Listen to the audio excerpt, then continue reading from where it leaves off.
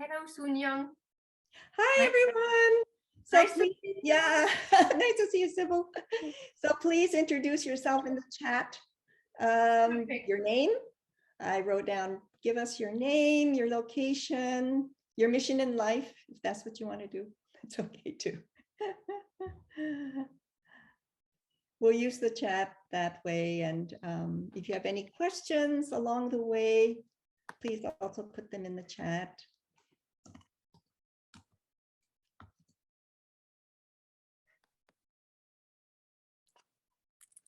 Krishanti, I'm going to have to run for 1 minute. I'm going to let you preside over the beginning. I'll be right back.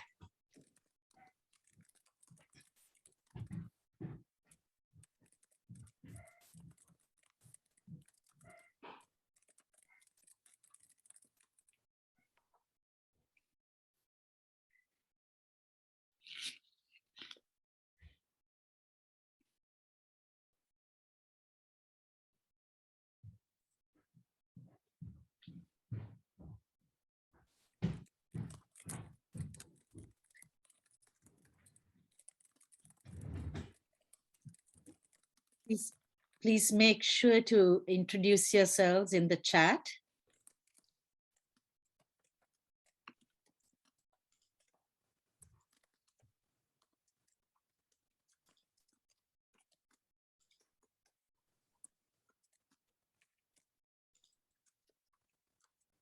I'm back. So I'll introduce myself. I'm Soon Yoon, the UN representative for the International Alliance of Women. And I am here with Krishanti Dhamaraj, who is the executive director of the Center for Women's Global Leadership.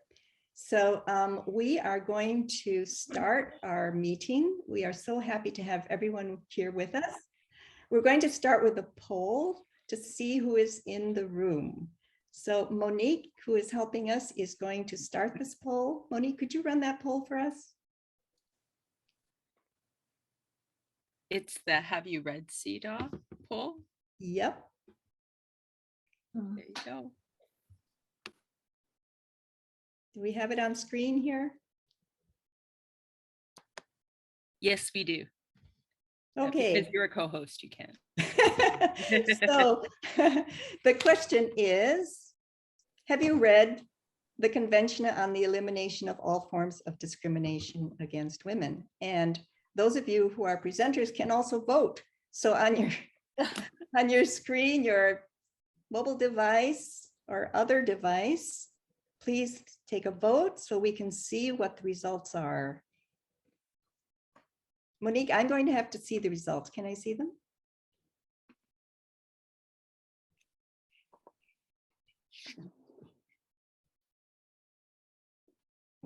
You should be able to see them now. They're being shared on the screen. Nope, I don't see them. I'm going to let you then give the I results. will read them.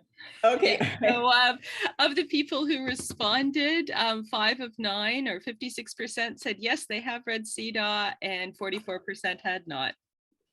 Oh, okay. That means about half.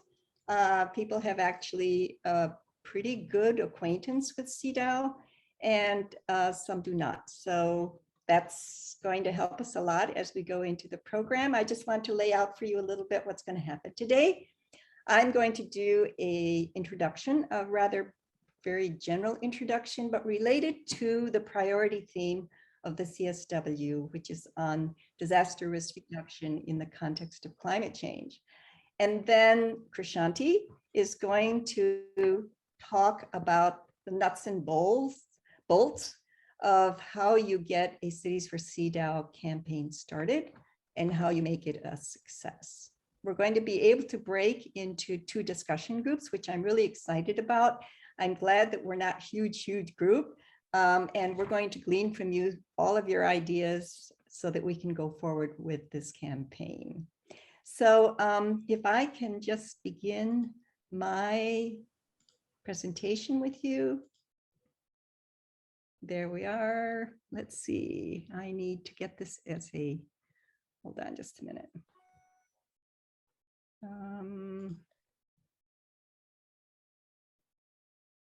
Here we are. Okay, the topic for us today is really about sustaining Mother Earth through a Cities for CEDAW campaign. So when we look at the issue of climate change, I think it's really important that we understand that dealing with climate change really is a feminist mission. And I want to go through some of the reasons why I think this is really important. Saving our planet by keeping the temperature below 1.5 centigrade is not really possible without the leadership of women and girls in all our diversity and in all the places in which we sit in a global ecological system. And the ones that we know about, let's just remind ourselves. Indigenous women protect biodiversity for us. Rural women, particularly in the Africa region, are the major workforce behind food security there and dealing with the ecological balance with forests in Latin America, for example. And urban women like us, many of us, and men have a really important role to play because we decide so many things dealing with consumer products, energy use. But the brunt of the burden due to climate change falls on women as violence against women and gender-based violence increases during and after natural disasters. And yet we know from all the figures that we've been seeing that we are the backbone of the care economy. Sometimes we have a difficulty to understand, why should I be involved with climate change issues? And the point I want to make here is that the climate emergency is our health emergency. We know that more than 50% of our bodies is water. This is more for infants. But the climate emergency is causing natural disasters, extreme weather as we know it, droughts, and freshwater shortages. I was in the Maldives several years ago, and I saw that the freshwater table was disappearing as the salt water came in underground due to rising sea levels. And half of the coral reefs have disappeared since the 1950s. Those figure from the UN Intergovernmental Committee on Climate Change. We breathe about 11,000 liters of air a day, in and out. But WHO figures show us that 9 out of 10 people really breathe air with very high levels of air pollutants. And that for rural women is particularly coming from cooking stoves. And in the US, poor and minority communities are 40% more likely to be exposed to cancer-causing carcinogens. We need food security and good nutrition for health, but the climate emergency has caused a crisis in food systems. The ecological systems of our food systems are disrupted. Health services are damaged during disasters. And we know that new vector-borne diseases are appearing, and we have more heat-related deaths than ever before. So the UNFCCC is an acronym for the United Nations Framework Convention on Climate Change.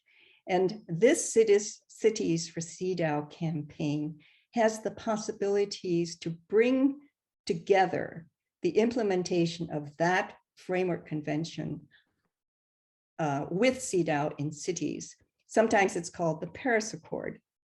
And why? Because cities have a particular responsibility as some of the world's biggest polluters. And more than 60% of the greenhouse gases are produced in cities. But they are also the locus of innovation, technology, creativity, and urban planning ideas spread like wildfire through the world. I've seen that very quickly. We've seen suddenly bike lanes appear, green spaces, renewable energy procurement, and I love Pittsburgh's administration, which actually divested its public funds in fossil fuels.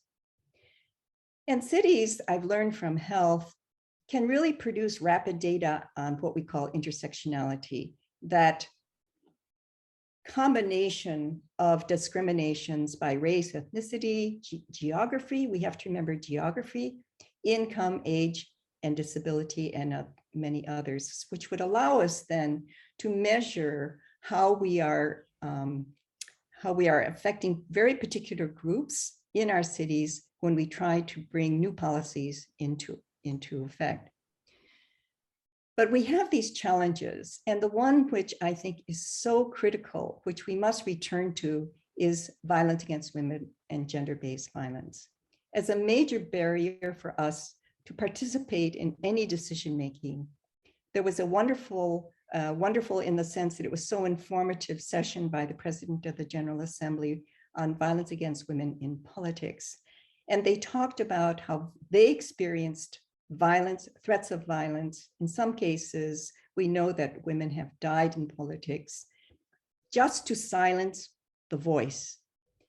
And the IPU study showed that at more than 44% of women in politics do receive these death threats. And what is specific to women in politics is the sexual threat, the threat of rape, and also threat against their children. Women of minority groups and young women are particularly targeted in online violence. And I was so happy to hear that the EU has really tried to address this issue through some of their work in Europe.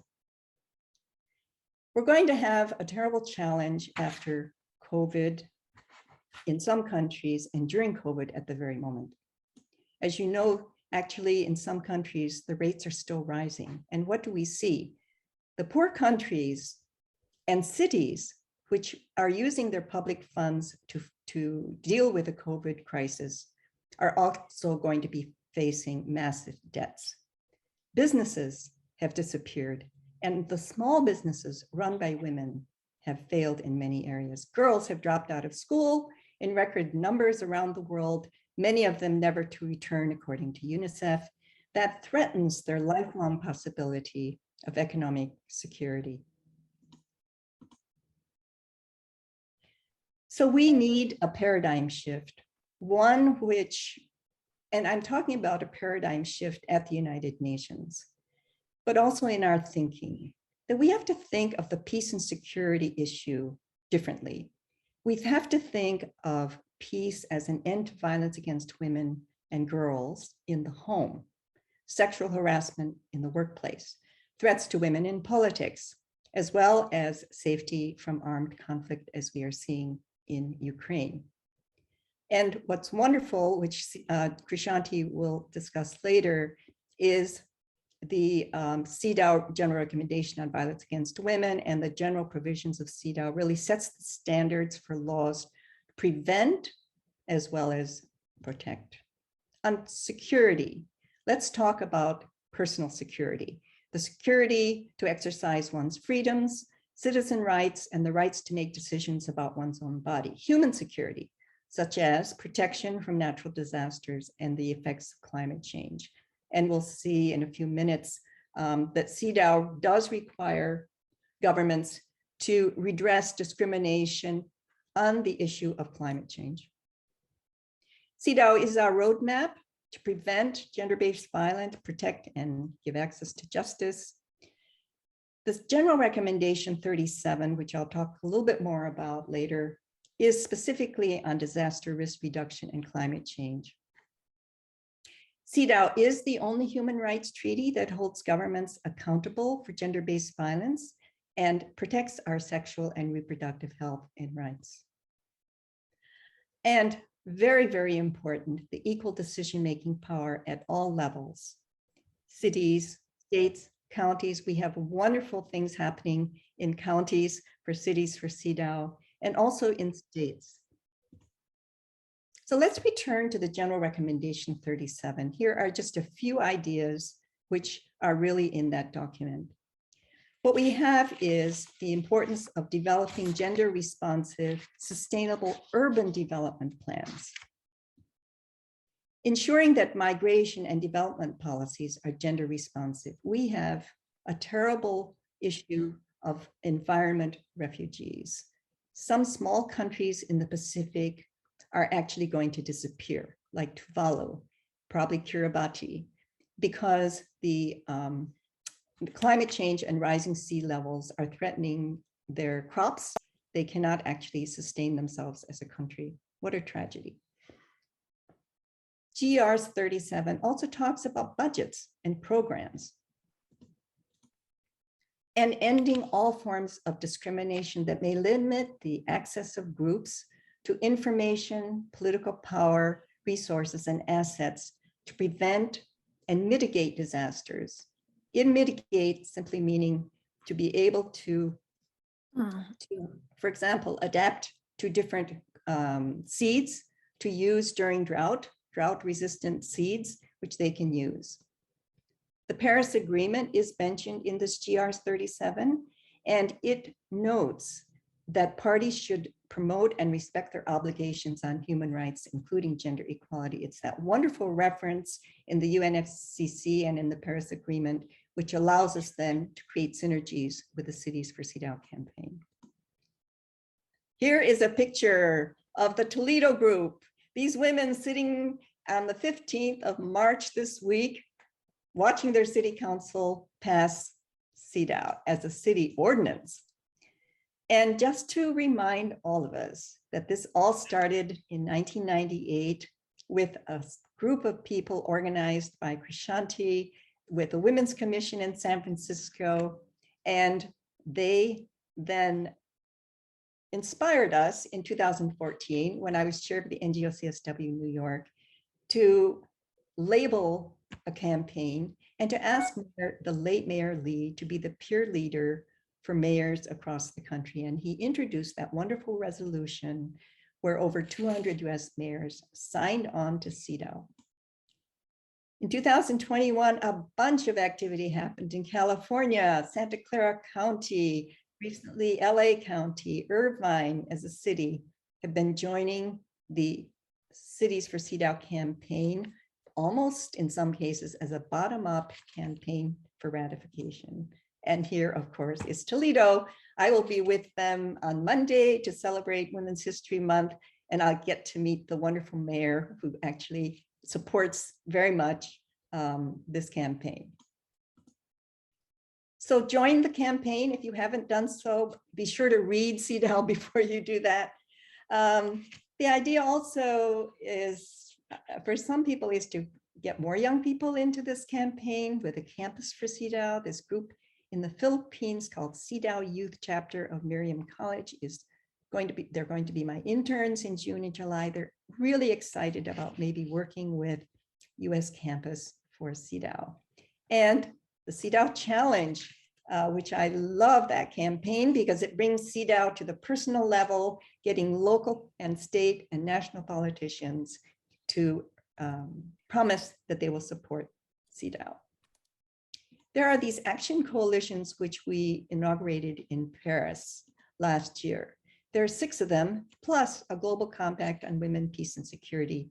And I invite you to look at UN Women's website, see these action coalitions, because they are taking the Beijing Platform for Action and CEDAW outside of the UN Forum, but these are accelerator action coalitions. And all of them are relevant to what we want to do in cities. In fact, I think one of the exciting things that you could do is to bring some of these action coalitions to the cities as well. Thank you very much. Wonderful. And these slides will be on the exhibit hall at the NGO Forum, and happy to share them with you as well. Let me introduce Krishanti Dhamaraj's part of this introduction. And Krishanti is going to tell us how to get everything done. Krishanti, over to you. No pressure. No pressure. All right, so can I start sharing the screen? Yeah? Yeah. Okay, all right. Go for it. She has a few slides to share with us as well. There we are. I can't do that. It's not gonna. All right, everyone. Again, I serve as the Executive Director at the Center for Women's Global Leadership. And in my previous life, living in San Francisco, CEDAW work began for local implementation and ratification actually in 1996, right? So, and it really ran parallel to the national ratification out of Washington, DC. So there were a few of us who were going back and forth in the country. And as a result of the UN Fourth World Conference on Women that happened in 1995, there were 4 organizations that got started in the United States, very specifically to address like to bring human rights home, right? So I don't know why, for some reason, oh, here we go. My slides are going backwards, so I will get out of here and then,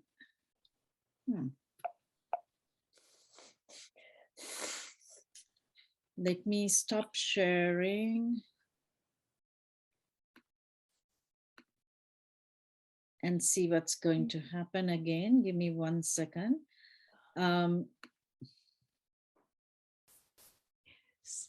So while she's getting organized, just to let you know, we have some, at the very end, a very nice portion of our program is going to give everybody some resources to carry us further.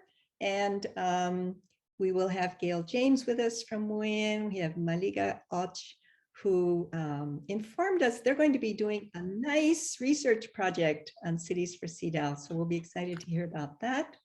Krishanti, are we ready? Yes, can you see it now? We're not seeing it, no. Okay, hold on 1 second. And we have Himaja with us, who I met just yesterday, who has actually done a handbook on how you get some of this stuff done. So we'll put our heads together and be able to work together on all of this. All right, so if I mess with this, I'm a little worried that I'm going to start doing this again. All right, let's see what's going to happen. You're going to do slideshow. Not that one. Oh, okay. Okay, here we go. Slideshow from the start. We'll do that for slideshow up at the top, the very top, and then from the start, I think we'll take okay, all right. Yeah, we go. Thank you. All right, so now I should know how to, oh, here we go. All right, perfect. So and I think what's important to recognize is like whatever we do at the local level must really balance what happens at the national level. And if there's silence at the national level, doesn't mean that we ought to stop, but we need to continue at the local level, because the strength of women's human rights is when it's grounded, right? And so what are we trying to do really, right? CEDAW is only a tool, and I think it's important to recognize it is a tool, and it is the means to advance and realize women's human rights at the local level, right? And the basic definition of human rights is constructing conditions in society for people to be fully human. That means that people whose humanity is threatened must decide what it means to be fully human. This particular portion, therefore, in localizing CEDAW really empowers women to figure out what we need and how we want it, right? And in human rights, when you talk about the human rights framework, and I think this is why it's very important to recognize that CEDAW is a human rights framework, is there are 3 components to a human rights framework. It is called respect. That means that any government large or small, national or local, must respect human rights. That means that the government is not going to directly violate human rights of women. The second part is called protect, right? That means that the government doesn't allow a third party to violate human rights. So let's take domestic violence, right? So it's not that a government or a city government goes and violates the human rights of women. However, it is responsible for ensuring accountability when a third party, perhaps the intimate partner, violates human rights, right? So that is the protect piece. You're protecting the rights of that community. Fulfill is the third component of a human rights framework. That means that is the proactive portion and the responsibility of a government to put conditions in place so that violations don't happen, right? And most of the time what happens is that the governments pay attention to the first one, but not necessarily the other parts, right? So advancing and realizing human rights is the fundamental reason why we want to pass CEDAW at the local level, right? And using CEDAW, we can also, like Yoon mentioned, General Recommendation 37, right? I want to bring in to understand General Recommendation 19 and 35, if you can read it sometime. That is about violence and gender-based violence. So you might ask, why didn't we really have gender-based violence in this beautiful document? So remember that CEDAW was written and adopted in the 70s, in 1979 to be more precise. During that time, we did not talk about gender-based violence. The world always considered it a private act. It was only in 1993 that the world's women, actually, that the Center for Women's Global Leadership, where I work, organized a tribunal during the Second World Conference on Human Rights and introduced the notion women's rights are human rights. It was later popularized by First Lady Hillary Clinton, then First Lady Hillary Clinton in 1995. So I think that's a really important piece to recognize. And implementing these standards at the local level is incredibly important to ensure funding, right? Without funding, it doesn't work, right? And there has to be civil society monitoring. Now, when you think about how to do this, it's about both government and civil society coming together to figure out what is best for our city or territory or county, and then how do we develop legislation or policy to ensure that, and then what do we do moving forward to ensure that these are implemented. Okay, all right. So I want to pay attention to one article, right? This is the first article, the definition of discrimination. So when you have free time, I would like for you to take the US definition of discrimination against women and compare the two. This particular definition gives an added value. So it looks at any distinction, exclusion, or restriction made on the basis of sex. Very comprehensive. Then, if you look at the last part, it says in the political, economic, social, cultural, civil, and any other fields. So this is about not waiting for discrimination to happen and then prove that discrimination happened, like the way civil rights law works. This is about constructing conditions in society so it never happens. So when you look at gender-based violence is a manifestation of gender-based discrimination. if gender-based discrimination is not eliminated and addressed, violence will always continue. I think that inextricable link has to be really recognized, integrated, and then in any implementation to put forward. I'm going to go through the slides pretty fast, so apologies ahead of time. So why do we want to do this, right? What we want is like cities, counties, and territories. We want to make sure that women can thrive, not just that we survive. If we are unable to thrive, then we will not be able to become full citizens of a democracy. You know, Yoon brought up the issue of violence against women politicians. So one of the things we have learned is when women politicians are threatened, just the way women journalists are threatened, their self-censorship. That is not a place for them to thrive. And when you stop thriving, your ability to make decisions for yourself, for your family, your community, and the country is compromised. So CEDAW allows us to design our cities, our counties, our territories as if women matter. And designing cities and counties will help us design the world we want. And if we design the world for women, that means everyone else in this world is included, right? And so when you're thinking about implementing, just think about what are the gaps that you want to address.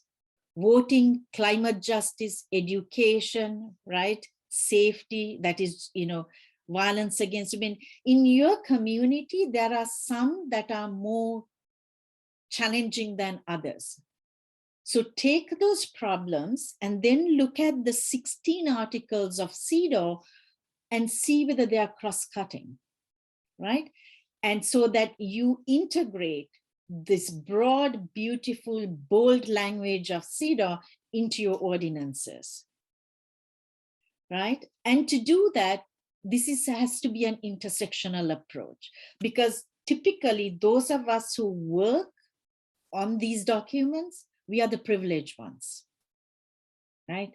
We have the education, the ability to take the time and engage.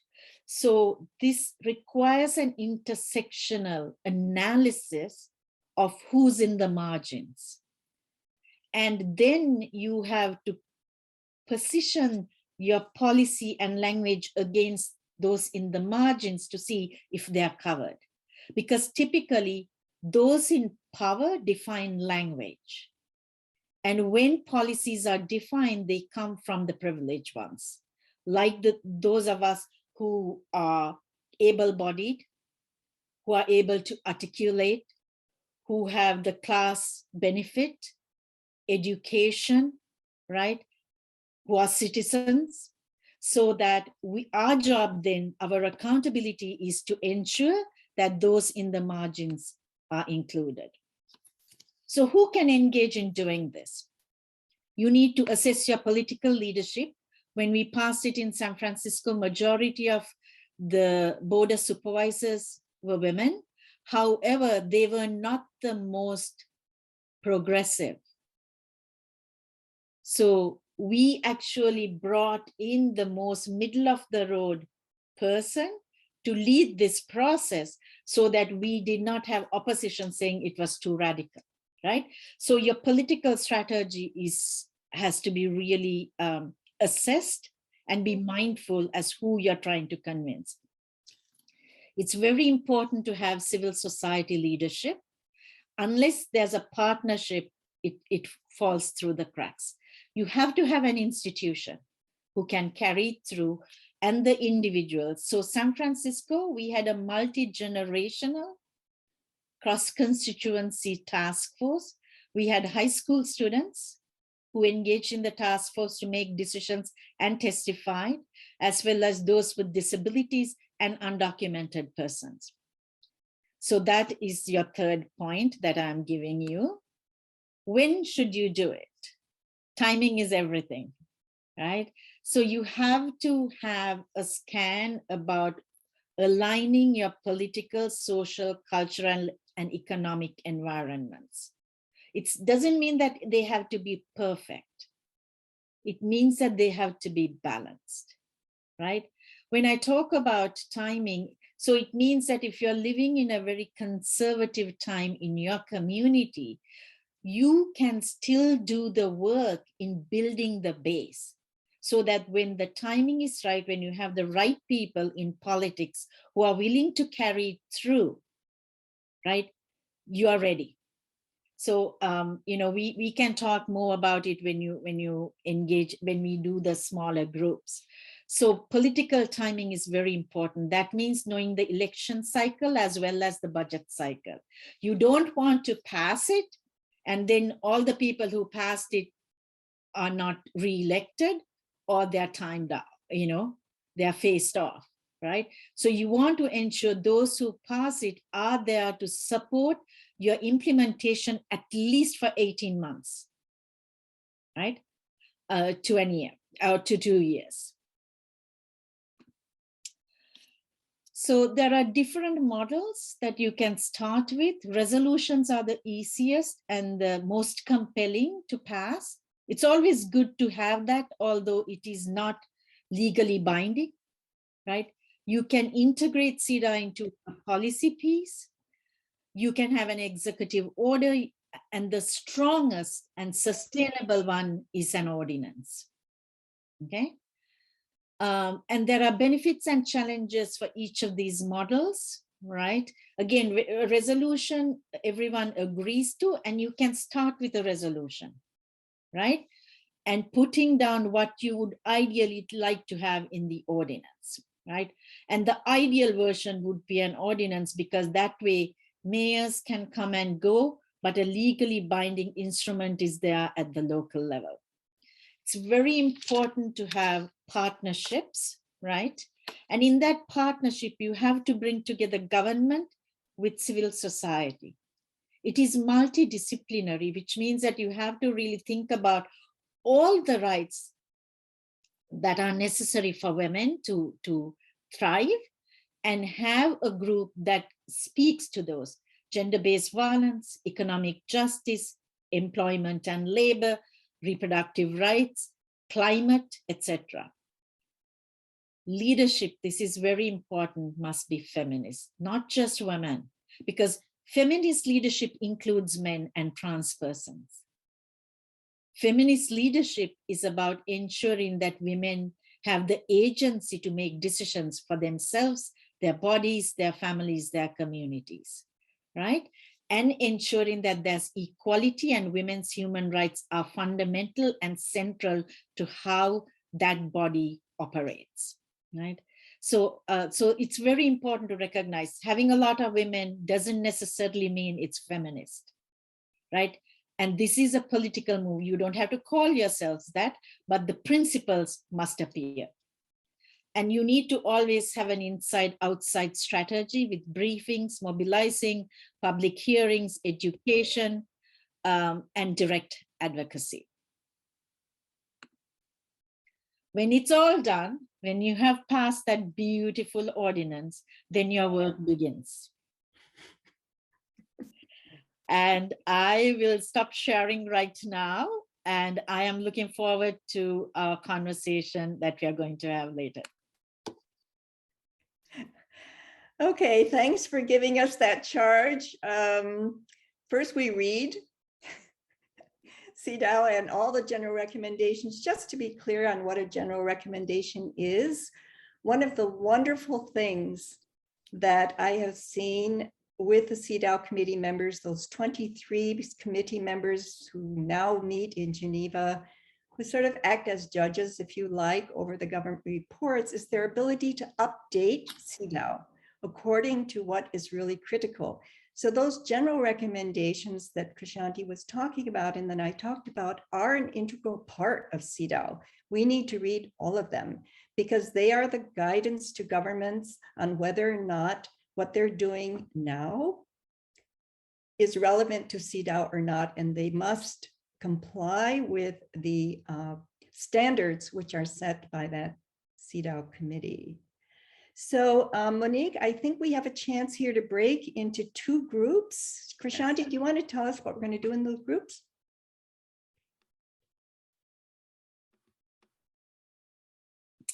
I want to recognize that the presentation that I made has been very focused on the US, right? However, I know that there are international persons on this call. So when I say the term ordinance, I want you to translate that into legal binding instrument at the local level, right? Because the principles and the strategy is somewhat similar, whether it's US or in any other part of the world, right? And the language and the way you might go around about it might be different. So we want to break into two groups, and we have two questions.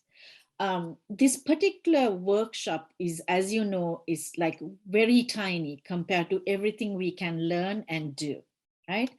So the two questions are that we want to update the workbook that was published in 98, or actually in 2000, around, it was a workbook on how to pass a local ordinance, and we are interested in updating it. So one question is, what would you like to see in a workbook that you could take independently and use in order to do the work you want to do to pass CEDAW at a local level, right? The second question is that Sungyun and I are planning to do a longer training, like a training of trainers to in-depthly engage in human rights, to recognize, like, how do you look at international human rights law and bringing your domestic law and assess, right? So there's a 1 day of human rights, and then really to look at what are the steps you have to do to pass a local ordinance or legislation. And the third day perhaps is then to develop your plan, right? So we are looking at a long-term plan. To do that, we would like to know, what would you like to see in a training? So one is a workbook. What do you want to see in a workbook? If you already know CEDAW and all you want to do is pass it, like, what would you like to see? But if you want to get into the nitty-gritty of human rights and how it is going to be implementable at the local level, the long-term training, what would you like to see being, what do you want to be trained on, right? So those are the two questions. So Monique, you're going to divide us up, I think, put Krishanti in one and me in the other. I already have. So I'm going to open the room. So you're going to get a prompt asking you to join the breakout room. People are coming in. I'm going to launch poll number 2, which is very related to what we were talking about. The question is, which topic would interest you the most in a training? 1 is understanding CEDAW more. 2 is how to make CEDAW an ordinance in my city. 3 is how to build a coalition for climate action with CEDAW, and all of the above. So if you could start voting, we'll beat Krishanti's group to this. We'll all have a biased result. But her group is coming in now. Everybody should be back now. Everybody is back. We're doing this poll on which topic would interest you the most in a training. So please vote. Understanding CEDAW more, how to make CEDAW an ordinance in my city, how to build a coalition for climate action, and all of the above. Of course, the one I want to see is all of the above. So, are you influencing the poll, Sunyan? Yeah, yes, I'm trying to bias the result here. Okay, we are almost done voting here, and what I see is that 13% would like to understand CEDAW more, and I heard that more in our group as well. Some education would be really a good thing. Making CEDAW an ordinance in my city has 20%, and how to build a coalition has 20%, and all of the above has 47%. So we are happy about that. Is there anything else you want to add to that, Krishanti? Some specific things that came up in your group? We had a very exciting conversation. There was a question around, pushback against the pushback. And, when you're passing it at a local level, I think it's much more poignant, right? It hits you harder. So I think, and to really look at it, because it's a universal phenomenon, that we, to add that. So that I think was very telling. And, the need for really, because it sounds very US, like how to bring in the international flavor for cities for CEDAW. Okay, I can talk about that one. Yes, please do. We talked about that too. Roger brought that up. There is an idea which comes from Trinidad Tobago, Port of Spain, where they reached out to their sister city, Atlanta, Georgia. Sister city project, sister city relationships. Every city has an international sister city someplace. And so let's find those. And let's imagine that we reach out to them, learn from them, because in many cases, as Beth mentioned, the country has ratified CEDAW. And in some cases, like in Vienna, for example, or in Reykjavik, the countries have actually been able to work with their cities, and we have good things happening there. So let's reach out and partner with some of our international sister cities and imagine that we can take this campaign internationally and exchange ideas. That's one. One thing I can add from our group, which didn't necessarily come out in the poll, two things. One is the issue of how we connect with universities and how we do good research. I think this is really critical now. I had suggested to Toledo that they begin documenting now what their process is, because you are all making history. And retrospective history, like master's degree dissertations that we have two of now, are having trouble finding the evidence. So one of the things that researchers can do right now is to start doing more case studies. And we need universities for that. We need more activity among students who are interested in that kind of work. The other thing is the issue of culture. How do we deal with culture? And what is what does CEDAW offer in the area of dealing with cultural barriers and cultural stereotypes? So some of these things, I think Krishanti, after our meeting, she and I will be putting together some very concrete things which will help us shape some of the future training. And Krishanti, at this point, I'm going to turn the program more over to you to introduce some of our folks who are going to share resources with us. Okay. Thank you very much. So the next part of this is around resources. What are the resources that are available? And then what are the next steps moving forward? And I want to pass on the floor to Gail James, who is going to speak, and then Malika, and then Himaja. Hello, thank you so much for this. I think one of the central items of looking at resources is right here. We have Soon Young and Krishanti, who are our essential foundational resources, and we thank them. But more than that, anytime you contact them, call them, email them, they respond, and they always have a wealth of information. So I'm going to start with thanking them as our main resource. So I need to screen share.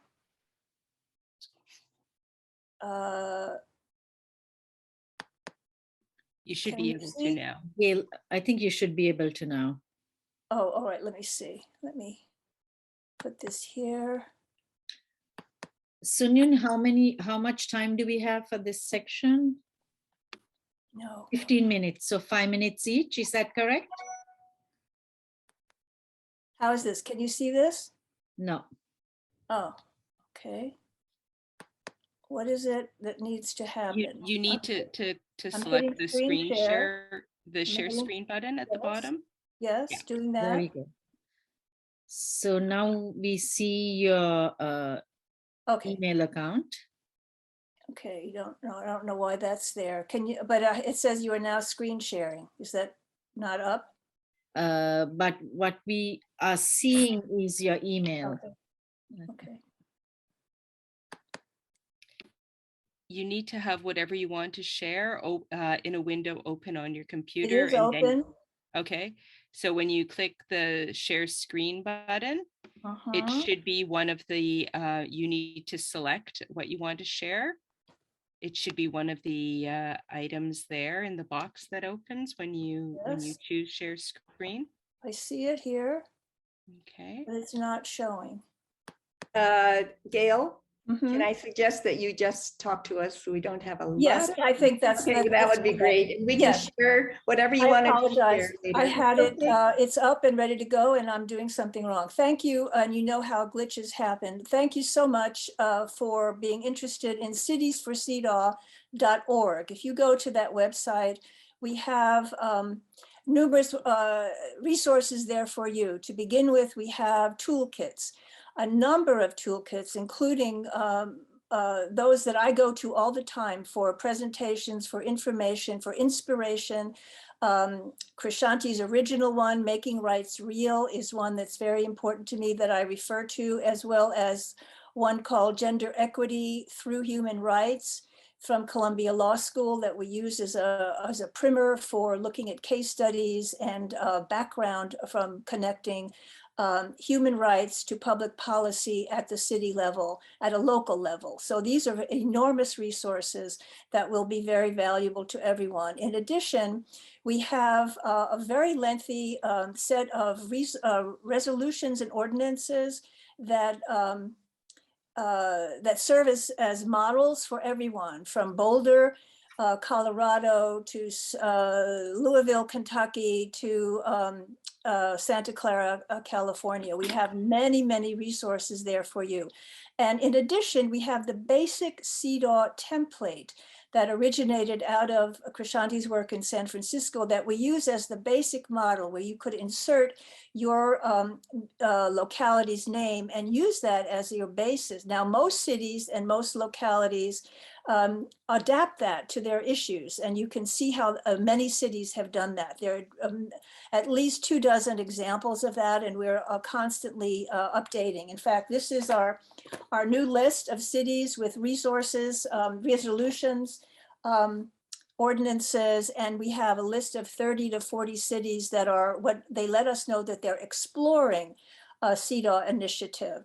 In addition, we're adding, this is being updated now to include Fairfax, Virginia, which just signed a resolution last week, Toledo, which signed an ordinance this week, Los Angeles County, which signed an ordinance in the late winter. So we have constantly updating our list so that you can use that and show that to your officials. I think that's really the important piece. If you also look further down, we have social media resources. We have a YouTube Cities for CEDAW channel, which gives you mayors presenting 2-minute, 5-minute videos that you can share with your officials to see how they offered their support to their coalitions asking for a CEDAW initiative. And then we have a list of other resources, including the mayor's 2015 resolution, the US Conference of Mayors signing on, and we're hoping now to have a 2022 mayor's initiative that will call for mayors across the country and supervisors in counties across the country to initiate a local CEDAW campaign. So we have a number of resources, citiesforcedaw.org. Please take a look, and also please use us. I put my email in the chat, as well as Krishanti and Soon Young and other. We have a list of other. We will put up there our contacts, all of the persons that have that are heading up the CEDAW initiative in their area will be listed, so you can call them directly, and they are all willing to share and to be responsive to your questions and be there in support. And so that's why we need these resources. They really help us. Thank you so much, Gail. We are moving on to Malika. Hi, everyone. Thanks so much for letting me speak. on this important webinar. I just wanted to give a really brief overview of what is happening in terms of research. So my colleague at Idaho State University, Edward Camera, who currently is on a plane somewhere to LA and for his own field research on a different topic, and I are currently really digging much deeper into the Cities for CEDAW campaign. And we are motivated by several key questions. One is, what prompts cities to adopt CEDAW, whether it's an ordinance or a resolution, and what makes a CEDAW ordinance successful. So you will all probably get emails soon with requests for interviews or brief surveys. And I would really appreciate it if you could schedule an interview with us or direct us to people who might know. We are specifically looking for cities where the CEDAW campaign might have ceased to exist, and or where it has been voted down or introduced in the legislative process, but it didn't go anywhere, because we think it's really important to learn from these cases as well. So as lesson learned for other cities who do these campaigns in the future. But this is all what I have right now. Stay tuned. And I will share any research that comes out with the network one by one. And yes, please reach out if you have any thoughts, or answer the email when you get one. And I'm looking forward to speaking to all of you. And I'm really sorry that I have to run, but there's some urgent matters I have to address. But thank you so much for having me. Thanks a lot, Malika. Thank you for doing the work you are doing, because it's going to really help us on the ground. Over to you, Himaja. Thank you so much. I apologize. There is still a little bit of background noise, so I'll try to be brief and succinct, and then I'll post the link for everyone to kind of view afterwards. But I wanted to speak to you all today and share a little bit about what UNA Women has done to address. Excuse me, Himaja, you're going to have to speak closer to the microphone. That may help the background noise. Okay, sounds good. 1 second.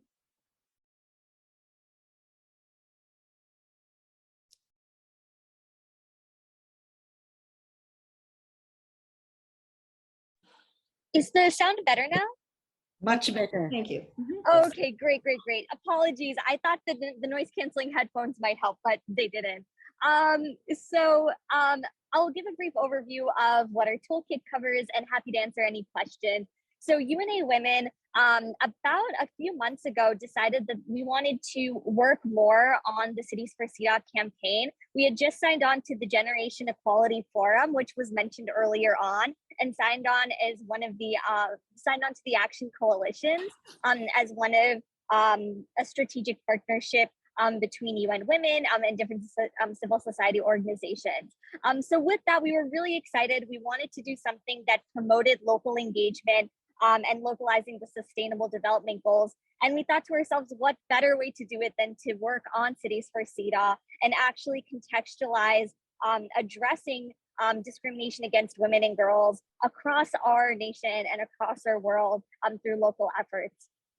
So we put together a toolkit with a ton of help from our UNA Women Executive Committee, our UNA USA membership, and we put together a resource for chapters, either collegiate or community-based chapters across the nation, to really use this as a framework to get more involved with implementing Cities for CEDAW in their own communities.